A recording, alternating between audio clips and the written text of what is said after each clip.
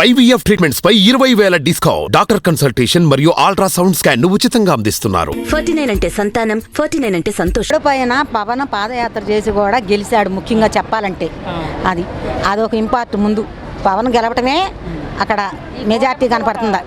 అది మనలో ఒక ముందుకు వచ్చాడు. మన చిన్నోడైనా వాళ్ళ అన్నదమ్ముల్లో ఎవరు నిలబడకపోయినా ఇతను సాధించాడు.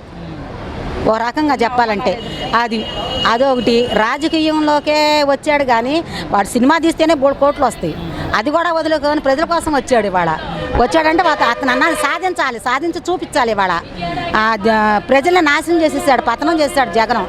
అన్ని రేట్లు పెంచేశాడు. ఒకటి కాదు, ఒకటి చెప్పాలంటే రౌడీయిజం కూడా ఎక్కువే. బందరు బీభత్సంగా ఉంది ఇవాళ మాకు. ఇవాళ బందరు కానీ గుడివాడ కానీ బీభత్సంగా ఉంది. అది ఒక్కొక్కళ్ళు పారిపోవటం కూడా జరిగింది. అది మీకు తెలిసే ఉంటుంది.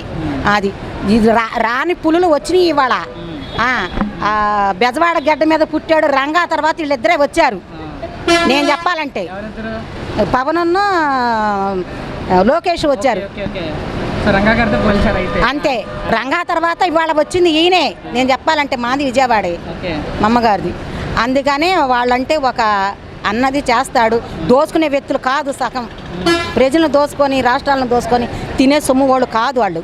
నిన్న మీటింగ్లో కూడా ముఖ్యమంత్రి ఈయన చెప్పాడు, చంద్రబాబు నాయుడు, మీ ఉద్యోగాలు మీరు నిర్వర్తించండి, ఆశ పడద్దు దేనికి కూడా, తర్వాత ఆలోచన చేద్దాం. మనము ముందు ప్రజల కోరికలు తీర్చి ప్రజలు ముందడిగేసి డెవలప్ చేసి అప్పులో ఉన్న మన దేశాన్ని మన రాష్ట్రం కాపాడుకుందాము.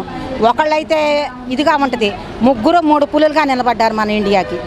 అది మాకు గొప్పతనం. అతనే చేతులారా చేసుకున్నాడు. కొన్ని అమలు చేసినా కొన్ని పాతాళాన్ని తొక్కేశాడు. ఆడవాళ్ళకి ఏం చేశాడు?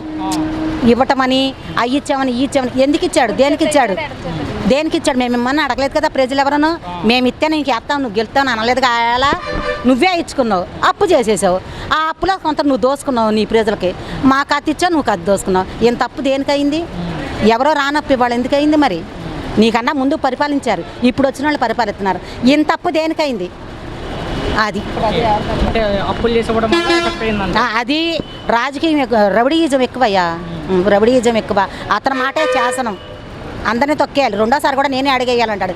ఒక అవకాశం ఏడితే చాలు. 2 అడుగు 3 అడుగు వేయాలంటే 3 అడుగు వేయాలంటే ఇది మన సొమ్మా ఏంటి?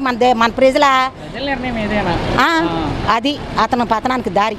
టీడీపీ ఇంత భారీగా గెలవడానికి కారణాలు ఏంటి అంటే పవన్ రాబట్టే వచ్చి.